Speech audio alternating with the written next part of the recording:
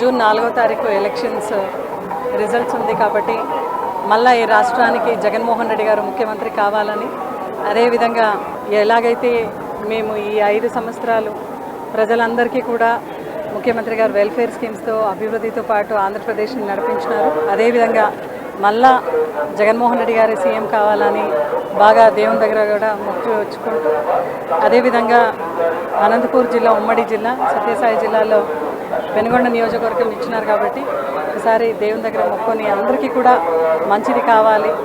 And why not 175 అనే 175 కల్లా ఖచ్చితంగా దేవుడు మనకి సహకారం చేయాలి అని ఈరోజు దేవుని దగ్గర మొక్కుని రావడం జరిగింది. సో అందరికీ కూడా మంచిది కావాలి, రాష్ట్ర ప్రజలందరికీ కూడా మంచిది కావాలని మొక్కుని రావడం.